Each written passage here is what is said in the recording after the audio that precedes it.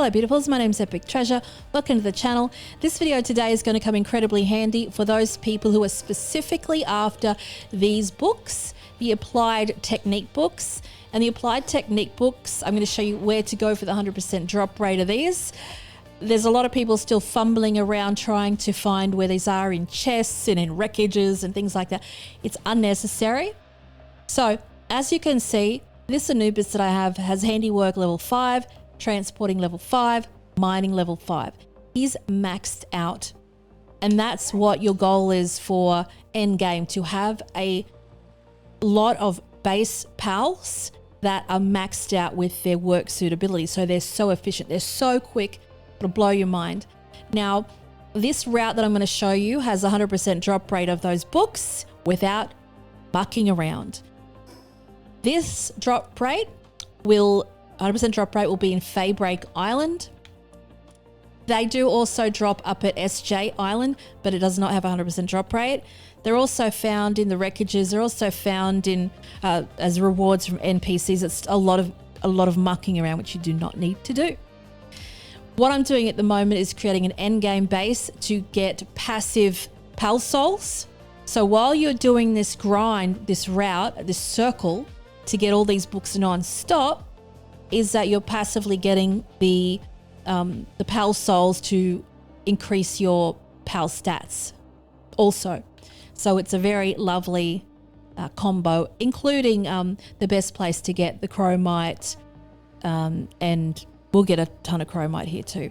So location wise, -1393, -1452. Don't forget to like and subscribe if you find this helpful. Link in the description below for the Discord channel. There's a whole PALWORLD channel there. And the first place that we're going to go is up here on this little plateau. And we can already see the supply crate there. We're going to drop down. Again, 100% drop rate. I can guarantee there's going to be the tech books in here. I just grab a pal out and just let them cut sick all over the place. And then we're going to loot this. As you can see, we have the Applied Generating Electricity book. And then once we grab that and move out the way, in next to no time, another supply crate or meteorite will drop there. I'm going to grab that. Now, how do they drop so quickly? I'm going to show you. We're going to go into return to title. Bang, here it comes. And your settings can be changed in this section anytime. If your system can't handle it and you have a warning from Pocket Pair in the settings, which they do have now, that says, you know, you probably shouldn't do this, listen to them, don't listen to me, but that's what I'm going to do, is I'm going to listen to me. Change world settings, and you can, like I said, you change this anytime. Custom settings, and then I'm going to scroll down and change the meteorite supply drops interval to 1. So it's like every 60 seconds they'll basically drop over and over again. All you have to do is literally just go around in a circle and grab these supply crates. Now they're only going to drop usually when you're in the near vicinity of them. They're not going to be dropping all over the map while you're not there. So you have to be kind of in close proximity for them to do that. So once that's set, start the game. I have the warning on there. I'm on the Xbox Series X. I have 10 bases. It doesn't recommend me to have 10 bases. My stuff runs fine. It might not run for yours fine. Make sure you have your save settings as at least 5 minutes in between. I would never have 1 minute in between saves, but that's just me because you don't know what bugs are going to pop up. So once we're back here, we're going to go grab this meteor. We're going to go farm it, chop it up, and then the next one will drop. So we'll just grab all that. Make sure you pick up every piece. So it chops and changes from meteors to supply crates, meteors to supply crates, over and over and over again. Just make sure that there's no chunks left on the ground. So I'm going to jump on the dragon. I'm going to fly up here. And right here, we can see there's a supply crate here. This is part of the loop. So just get your dragon to attack aggressively. Let him take the aggro. And again, we've got like electricity one there. We've got 34 chromite. You're going to have so much stuff you won't even know what to do with it, honestly. I'm just going to get rid of this thing. See? So make sure you clear your bags out. And make sure you loot that whole chest so you can be assured that the next supply crate will come back without any stuff laying on the ground. I'm going to jump over here. Let me grab that. 426 gold coins. Thank you so much. If you're wondering where this blade's from, it's the Terror Blade. It's from the Terraria dungeon. And grab these Pal Souls when you see them, because you're going to need them. Oh, there's an egg there too. I don't even think I can pick that up, can I? Because the inventory is full.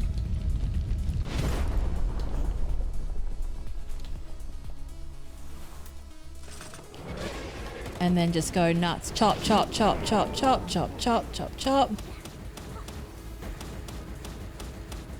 You may as well just get an Ubis out. Let him chop it too.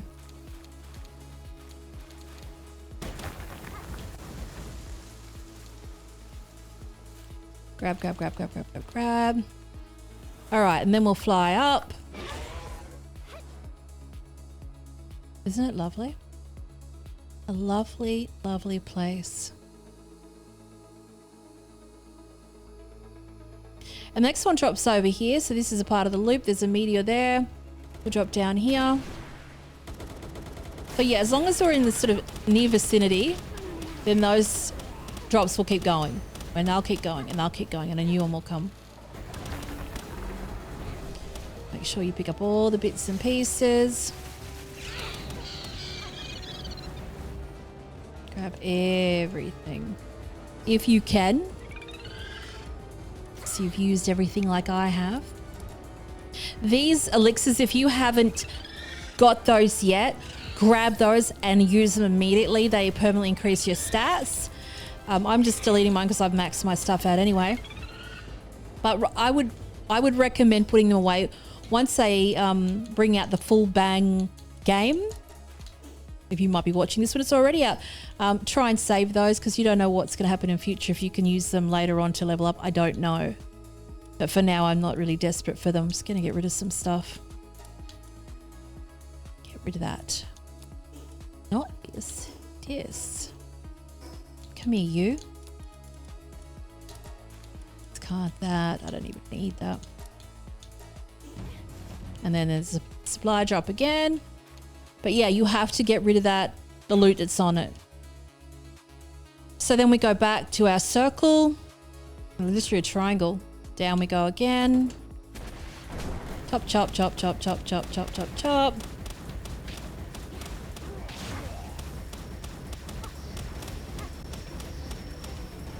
We can collect.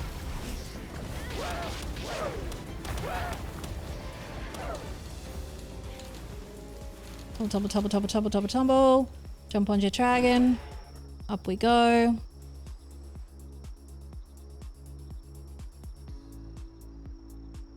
And then we wait for the next one.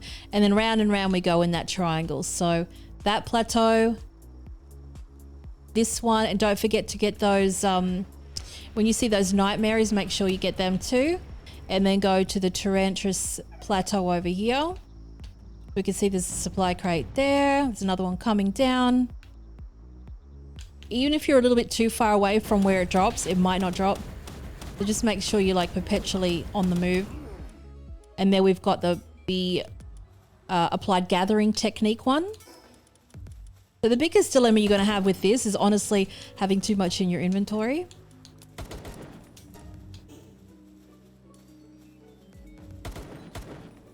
Excuse me, can you come out and attack them? You do it, buddy. Aggressively.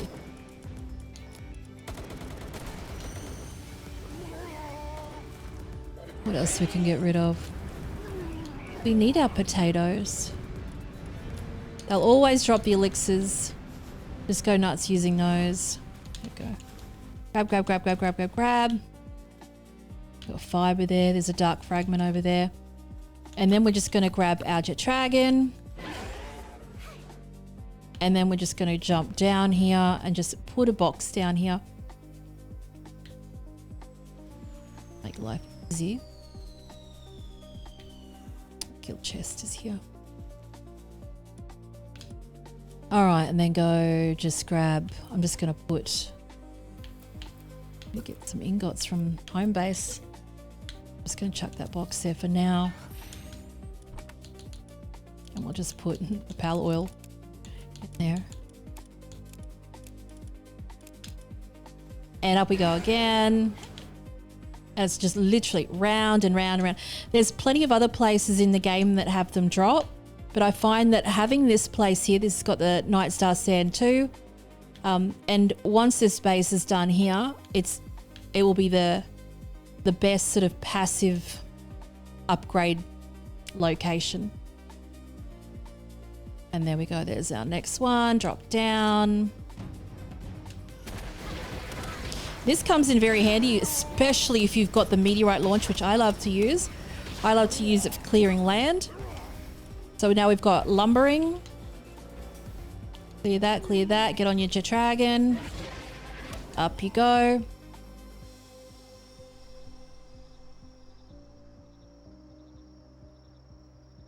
Got our meteorite bit. Let's go nuts with that. Utter decimation. Grab it, tumble, tumble, tumble. Grab all the bits and pieces. Get your nightmares. Here's love. More pal souls. Jump up on your jet dragon. And then we'll trigger, it's already up there. The supply crate's already there. Dropping down, stop.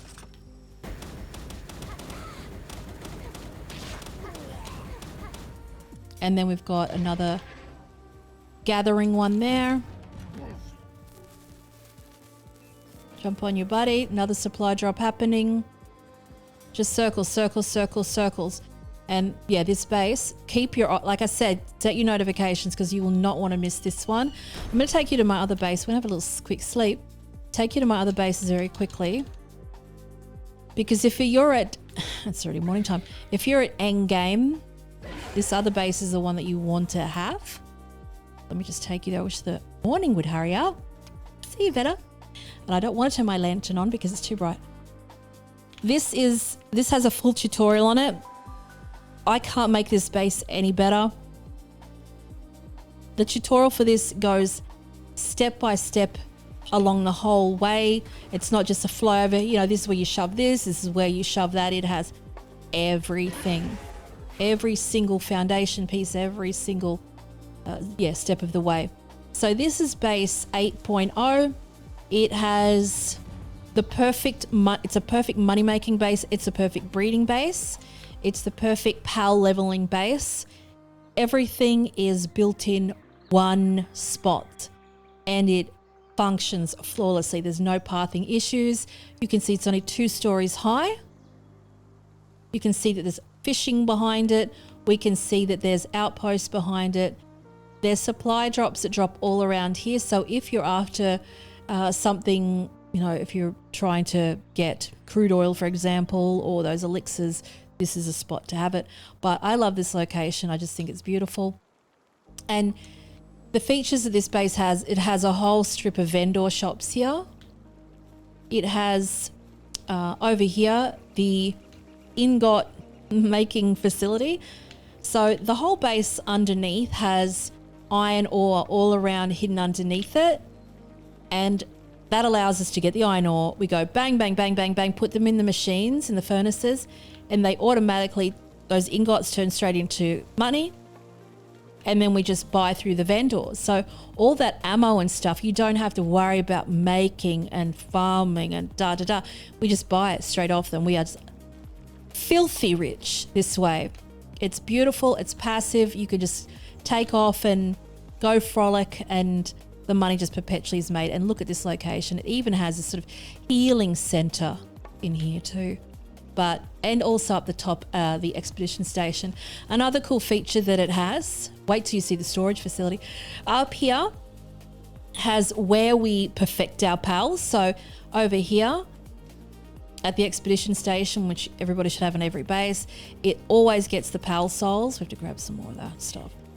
And then what we do is we'll level up our pals here. We'll do the research there. And then once we want to chop some pals, we put them on the disassembly line, but all the excess goes down this fantasy chute basically.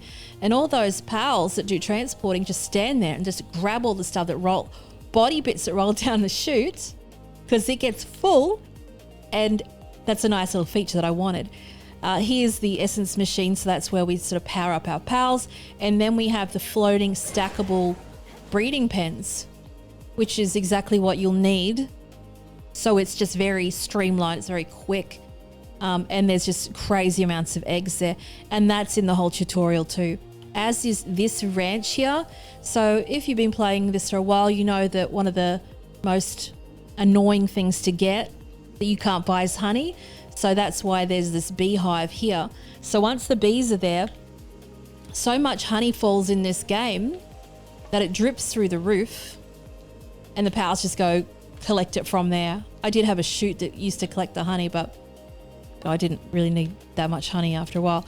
And so yeah, we run in a circle. We cook those birthday cakes, birthday cake, ingots, money machine, vendor. Everything that is in this base is literally for lazy people like me. So when you land here, bang, the first thing you do when you land is you want to offload all your items. So you literally just turn here. You've got your guild chest there. Dump your stuff off the guild chest. Dump your stuff off.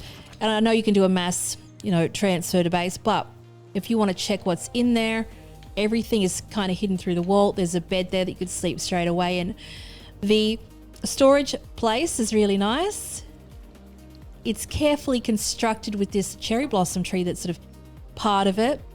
And then we have this little ladder that goes up to the bed, and that's got our secret drawer in there, and that has all our sort of precious items that we don't want anybody to steal. Then we've got this little dressing room, this fantasy dressing room that has a view out beyond, but it's very cute and beautiful. And this has gone through 8 iterations thus far. It's gone through 8 changes, and